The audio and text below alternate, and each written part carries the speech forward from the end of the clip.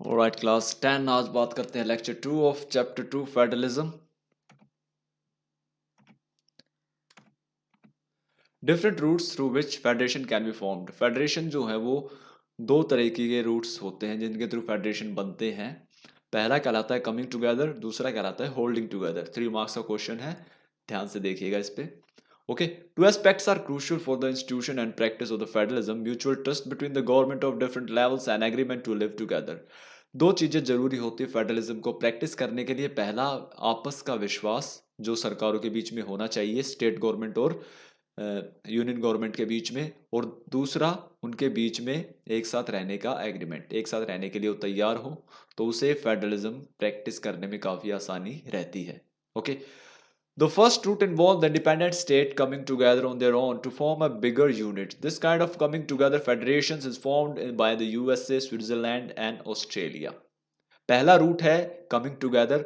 इसमें क्या होता है, एक बड़ी जो यूनिट होती है वो मिलकर एक साथ आती है और उन्हें कमिंग टुगेदर फेडरेशन कहा जाता है। तो United state of America, Switzerland, Australia में क्या है, स्टेट जितने भी हैं सारे इंडिपेंडेंट हैं, पूरी तरह से ताकतवर है, पावरफुल है जितना का यूनियन गवर्नमेंट है, लेकिन वो यहाँ पर आकर एक साथ आते हैं और अपने, जैसे अमेरिका है उसे यूनाइटेड स्टेट कहा जाता है, या ऑस्ट्रेलिया है, स्विट्जरलैंड है, तो इस तरह से वो मिलकर एक साथ आते हैं यहाँ पर और अपने देश को कमिंग टुगेदर फेडरेशन बनाते हैं। एक साथ मिलकर क्यों आते हैं, क्योंकि कुछ चीज़ें ऐसी है जो स्टेट अकेले डील नहीं कर सकते, जैसे करेंसी है, सिक्योरिटी है, तो उनके लिए उनको पूरा एक यूनिट बनना पड़ता है। जैसे अमेरिका की एक सेना है, बल हर स्टेट की अलग अलग सेना नहीं है, तो उन्हें कमिंग टुगेदर कहा जाता है। दूसरा, the second route is that a large country decide to divide its power between the constituent states and the national government.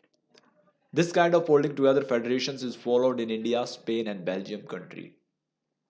दूसरा रूट कहता है कि इसमें एक बड़ी कंट्री डिसाइड करती है अपनी पावर को बांटने के लिए अपनी कॉन्स्टिट्यूएंट यूनिट्स के साथ। तो कॉन्स्टिट्यूएंट यूनिट कहते हैं स्टेट्स को, जिसमें एक नेशनल गवर्नमेंट होती है और दूसरी स्टेट गवर्नमेंट होती है, और वो मिलकर पावर को शेयर करते हैं, बंटवारा रखते हैं शक्तियों का, उसे होल्डिंग टुगेदर कहा जाता है। इसका एग्जाम्पल है इंडिया, स्पेन, बेल्जियम।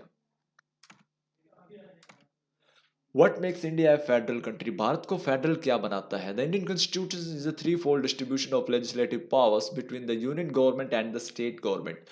भारत का संविधान जो है वो एक थ्री फोल्ड सिस्टम प्रोवाइड करता है। एक ऐसा सिस्टम उसने बनाया है जिसमें लेजिस्लेटिव पावर्स को यूनियन गवर्नमेंट और स्टेट गवर्नमेंट के बीच में बांटा जाता है। इसे थ्री फोल्ड सिस्टम कहते हैं। 3 मार्क्स का क्वेश्चन याद रखिएगा। पहला है इसमें यूनियन लिस्ट। हमारा कॉन्स्टिट्यूशन कहता है कि एक यूनियन लिस्ट होगी और इसमें जितने भी सब्जेक्ट होंगे वो देश के हित के होंगे, और इन सारे सब्जेक्ट्स पे फैसला लेने का हक, कानून बनाने का हक हमारी यूनियन गवर्नमेंट को होगा, तो जो अभी नरेंद्र मोदी की सरकार है उसको। It include subject of national importance such as defence, foreign affair, banking, communication and currency. The union government alone can make law relating to the subject mentioned in this list. इसमें वो सारे सब्जेक्ट होंगे जो देश के लिए ज़रूरी हैं, जैसे देश की सुरक्षा, देश का पैसा, देश की बैंकिंग। तो जब नोटबंदी जैसे नरेंद्र मोदी ने भी लगाई थी, तो ये सारे फैसले यूनियन गवर्नमेंट लेगी। The union list has 98 number of item. इस समय अगर बात करें तो यूनियन लिस्ट में 98 सब्जेक्ट्स हैं, और जिन पर जो है डिसीजन लेने का हक है वो हमारी यूनियन गवर्नमेंट को है। दूसरी लिस्ट है इसके अंदर state list. It contains subject of state and local importance such as police, trade, commerce, agriculture and irrigation.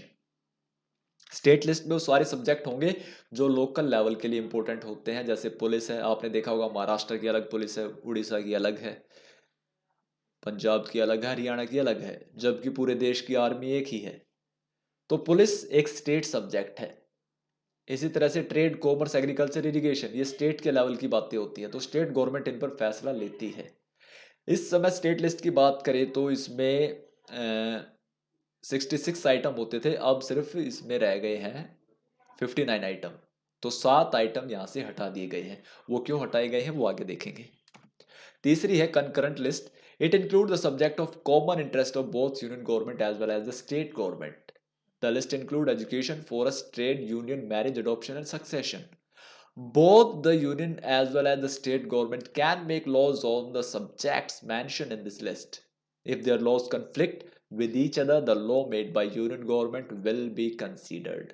तीसरी लिस्ट वो लिस्ट है जो स्टेट और यूनियन गवर्नमेंट से अलग है। इसमें वो सारे सब्जेक्ट हैं जो पूरे देश के लिए भी ज़रूरी है और किसी स्टेट के लिए भी ज़रूरी हैं। जैसे एग्जांपल हम ले एजुकेशन, तो आपको देखेंगे कि दिल्ली में दिल्ली सरकार के भी स्कूल हैं जिन्हें कहते हैं government boys senior secondary school या गवर्नमेंट बॉयज़ गर्ल्स या सर्वोदय कन्या विद्यालय। और उसके साथ साथ सेंट्रल स्कूल भी है जिन्हें केंद्रीय विद्यालय कहा जाता है। इसके साथ साथ नवोदय विद्यालय भी है। तो ऐसे स्कूल जो है वो सेंट्रल गवर्नमेंट के भी हैं, दिल्ली सरकार के भी हैं। तो एजुकेशन एक ऐसा सब्जेक्ट है जो देश के लिए, यूनियन गवर्नमेंट के लिए भी है और स्टेट गवर्नमेंट के लिए भी दिया गया है। तो इस वजह से state government and union government यहाँ पे मिलके लॉ बनाती हैं। अगर उनके लॉज में कन्फ्लिक्ट हो जाए, झगड़ा हो जाए या कन्फ्यूजन हो जाए, तो यहाँ पर यूनियन गवर्नमेंट की चलेगी। यूनियन गवर्नमेंट का जो डिसीजन होगा वो फाइनल माना जाएगा। इसमें 47 सब्जेक्ट होते थे, 52 कर दिए गए। तो जो 5 सब्जेक्ट है वो यहाँ पे ऐड किए गए, जो मैंने बताया था स्टेट लिस्ट से हटा के इसमें डाल दिए गए, क्योंकि यूनियन गवर्नमेंट चाहती थी अपने आप को थोड़ा और पावरफुल बनाया जाए, क्योंकि भारत में यूनियन गवर्नमेंट पावरफुल है। तो इन 5 सब्जेक्ट को यूनियन गवर्नमेंट में ना डाल के कंकरेंट लिस्ट में डाल दिया गया।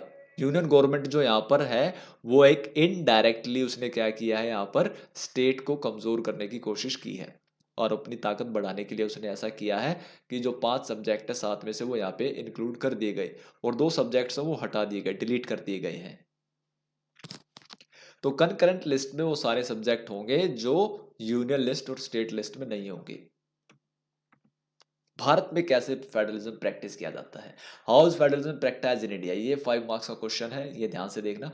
Linguistic state, the creation of linguistic state was the first and a major test for democratic politics in our country. ये क्वेश्चन क्रिएट होगा, ये जो लाइन है इसका क्वेश्चन बनेगा, तो ध्यान से देखिएगा इसको। भारत में जब लिंग्विस्टिक स्टेट बनाए गए कि भाई उड़िया को उड़ीसा दे दिया जाए, मराठियों को महाराष्ट्र दे दिया जाए, गुजरातियों को गुजरात, तो मतलब ये भाषा के आधार पे स्टेट बटे हैं। पंजाब बोलने वाले, पंजाबी बोलने वाले पंजाब में मिलेंगे। इसी तरह से जो मलयालम है, तमिल है, तेलुगु है, इनके साउथ में स्टेट है। तो ये स्टेट जब डिमांड उठी थी भाषा के आधार पे स्टेट बनाने के लिए, तो ये एक टेस्ट माना गया था भारत की डेमोक्रेसी के लिए। क्या डेमोक्रेसी भारत की इतनी सक्सेसफुल होगी कि लोग भाषा के आधार पे अलग होकर भी एक साथ रह पाएंगे?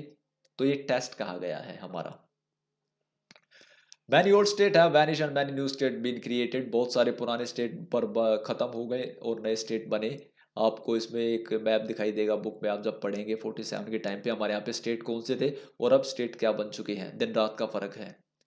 In 1947, the boundaries of several old states of India were changed in order to create a new state. This was done to ensure that people who spoke the same language live in the same state.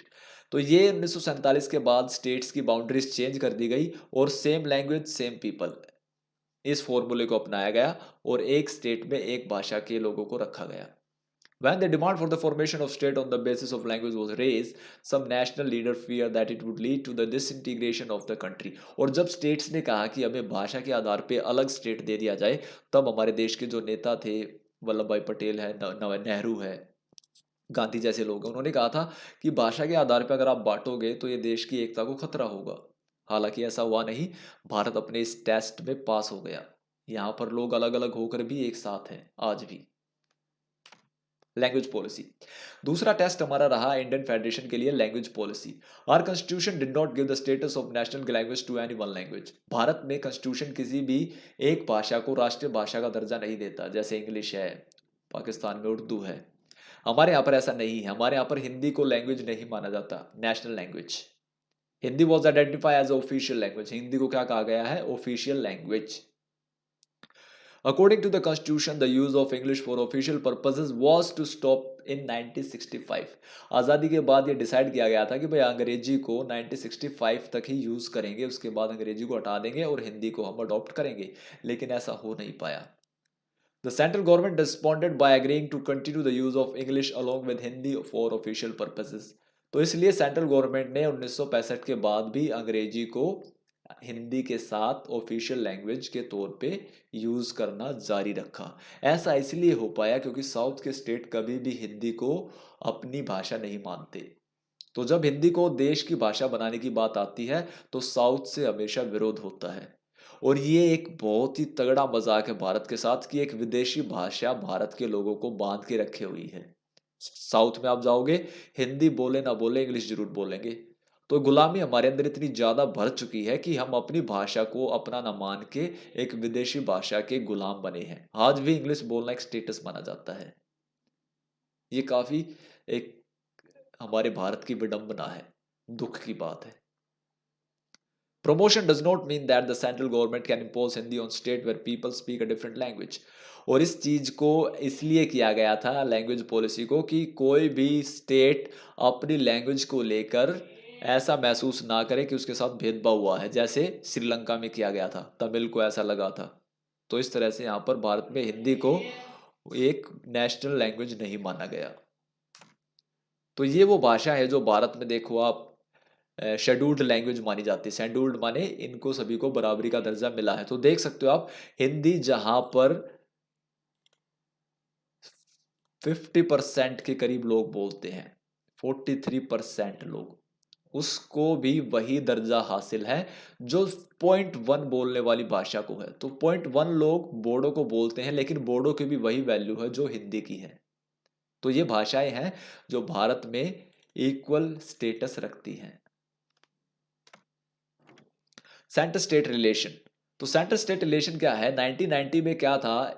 There was a rise of regional political parties in many states of the country. Bharat में 1990 के बाद बहुत सारी regional पार्टियां बनकर आई, जैसे RJD Lalu Prasad की है, मुलायम की समाजवादी पार्टी है, जेजेपी हरियाणा में है, शिवसेना महाराष्ट्र में है, दिल्ली में आम आदमी पार्टी है। तो ये पार्टियां बनकर आई और इन्होंने अपने अपने स्टेट को रिप्रेजेंट किया। इससे पहले सिचुएशन क्या थी? ऐसी थी, इंदिरा गांधी की जब सरकार थी तो स्टेट में भी कांग्रेस की सरकार होती थी, देश में भी कांग्रेस की सरकार रही है 1980-85 तक। हमेशा कांग्रेस ने देश पे राज किया है। तो वहां पर स्टेट के जो चीफ मिनिस्टर होते थे वो इंदिरा गांधी के सामने एक भिखारी बनकर खड़े होते थे अपनी पावर के लिए। तो यहाँ पे आप देख सकते हो, the state plead for more power. तो ये कटोरा लेके खड़े हैं इसके सामने, और यहाँ पर इंदिरा गांधी की मर्जी है कि वो इनको आज़ादी दे, इंडिपेंडेंस दे, या इनको पावर जो है वो दे या ना दे। लेकिन ऐसा 1990 के बाद नहीं हुआ। 1990 के बाद यहाँ पे आई कोलिशन गवर्नमेंट, जिसमें क्या था, एक ऐसी सरकार बनी थी जिसमें एक पार्टी की हुकूमत नहीं थी, बहुत सारी पार्टी मिलकर सरकार बनाती थी, और इस तरह से डिफरेंट पार्टीज की यहाँ पे चलती थी, और ये डिफरेंट पार्टी डिफरेंट स्टेट से आती थी। तो इसे कोलिशन गवर्नमेंट कहते हैं। Since no single party got a clear majority in the Lok Sabha, the major national parties led to enter into the alliance with many parties। तो जब किसी पार्टी को मेजोरिटी नहीं मिलती, जैसे कांग्रेस को नहीं मिलती थी, तो 1990 के बाद भारत में अभी जो कांग्रेस पार्टी सरकार रही है वो मिली जुली सरकार रही है। तो नेशनल पार्टी क्या करती है, ऐसी छोटी छोटी स्टेट पार्टी के साथ मिलकर एक अलायंस बनाती है, जैसे नेशनल डेमोक्रेटिक अलायंस, ये है बीजेपी का है, कांग्रेस का यूपीए है। तो बीजेपी के साथ जैसे अकाली दल, शिवसेना, ये सारे इसके अलायंस के पार्टनर हैं। तो ये सारे मिलकर जब सरकार बनाए, क्योंकि बीजेपी के पास या कांग्रेस के पास अगर नंबर ना हो सरकार बनाने के लिए तो इनसे नंबर लिया जाता है। और जब आप पता चल गया होगा, जब इनसे नंबर लिया जाएगा तो जब सरकार बनेगी तो इनकी भी सुनी जाएगी। तो अकाली दल अगर पंजाब के लिए कुछ मांगेगा तो पंजाब को भी यहाँ पे सरकार में, देश की सरकार में हिस्सा मिलेगा, उसके साथ भी पावर डिस्ट्रीब्यूशन होगा। तो कोलिशन गवर्नमेंट का फायदा ये हुआ है कि फेडरलिज्म हमारा स्ट्रांग हुआ है। अब यहाँ पर हर स्टेट की सुनी जाती है, ना कि इंदिरा गांधी की तरह हर स्टेट का यहाँ पर बैगर जैसा हाल है। तो this led to a new culture of power sharing and respect for the autonomy of state government. तो इससे स्टेट गवर्नमेंट को यहाँ पे हिस्सा मिला देश की उसमें। This federal sharing is more effective today than it was earlier after the constitution came into force। तो आज के टाइम पे फेडरल स्ट्रक्चर हमारा ज्यादा मजबूत है बजाय कि आजादी के बाद के। तो उस टाइम पे इतना ज्यादा फेडरलिज्म पावरफुल नहीं था जितना आज है, क्योंकि आज आपको पता है आम आदमी पार्टी हो, अकाली दल हो, महाराष्ट्र हो, हरियाणा हो, हर स्टेट की अपनी अलग सरकार है ज्यादातर। तो वहाँ की रीजनल पार्टीज का रूल है वहाँ पे, बीजेपी या कांग्रेस का इतना हर जगह पर शेयर नहीं है। तो इस तरह से इन स्टेट्स को यहाँ पे पावर डिस्ट्रीब्यूशन हो जाती है इनके साथ। सेंटर स्टेट रिलेशन, ओके, ये हो गया हमारा। इसके बाद this is end of our lecture 2। Stay tuned for the next lecture. Okay, thank you.